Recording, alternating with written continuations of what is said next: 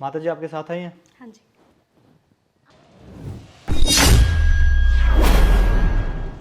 अगर अंदर जाके अपना मुंह खोला ना तो तुझे पता है कि मैं तेरे साथ क्या करूँगी। क्या लगते हैं आप उनके? सर वो मेरी सास है।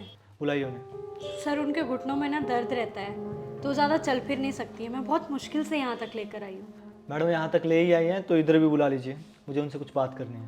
सर आपको जो पूछना है आप मुझे पूछ लीजिए ना। मैं उनकी बहू नहीं बेटी जैसी हूँ।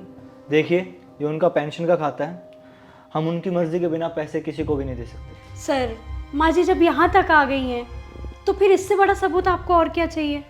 और देखिए ना, चेक पर उनका अंगूठा भी तो लगा है। मैडम आप बुलाइए उनको। देख बुढ़िया, वो जो भी पूछेगा ना उसका हाँ में ही जवाब देना। कोई भी होशियारी मत करना, समझी?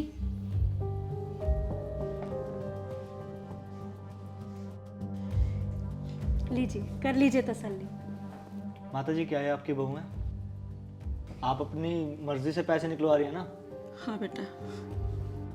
माता जी क्या है? अब तो हो गई ना सर आपको तसल्ली। माँ जी ना ज़्यादा देर खड़ी नहीं रह सकती, डॉक्टर ने ना उनको मना किया है। आइए माँ जी, आप बैठ जाइए। हो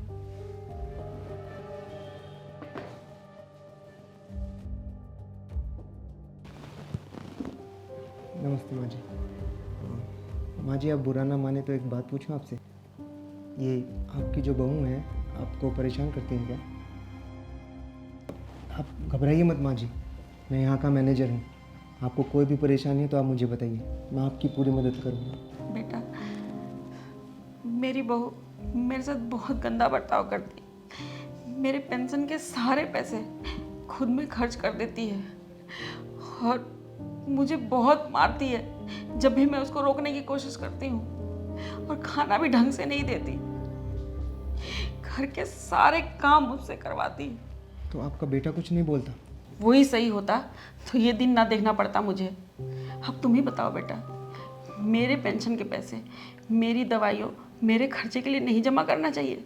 पर बहू सारे अपने ऊपर खर्च करती है। मेरी तो किस्मत ही फूट गई जो ऐसी औलाद को जन्म दिया। आप चिंता मत कीजिए माँ जी, मैं देखता हूँ।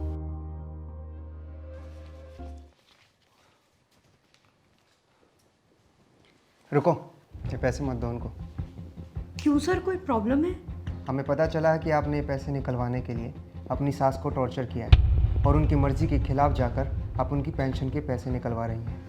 नहीं सर, ऐसा तो कुछ भी नहीं है। मेरी सास मेरे साथ आई हैं। माँ जी इधर आइए। माँ जी इन्हें प्लीज़ बताइए कि आप ये पैसे खुद अपनी मर्जी से निकलवा रही हैं। इन्होंने मुझे पहले ही सब सच बता दिया। अरे शर्म आनी चाहिए आप जैसी औरतों को मैडम, जो इन बेचारे बुजुर्गों के हक का पैसा भी नहीं छोड़ती। इतना लालच भी अच्छा नहीं होता मैडम। ये मेरी सास हैं, मेरे साथ ही रहती हैं। इनका सारा खर्चा पानी सब हम उठाते हैं, तो इन पैसों पे असल हक तो हमारा ही हुआ ना। अगर आप इनका ख्याल ठीक से नहीं रख सकती तो इनके पैसे लेने का भी हक आपको नहीं है। माँ बाप की सेवा करना तो बच्चों की जिम्मेदारी है, और ये पेंशन, ये तो उनके बुढ़ापे का सहारा है। आप उनसे इनका सहारा ही छीन रही हैं। ये हमारा फैमिली मैटर है, आप इसमें दखल ना ही दे तो अच्छा है। अगर ये चाहे ना तो आज आप यहाँ से सीधा घर नहीं जेल जाएंगी। किसी के भी ज़बरदस्ती दस्तखत या अंगूठा कराने के जुर्म में आपको सज़ा हो सकती है, और ये कार्यवाही बैंक भी आप पर कर सकता है।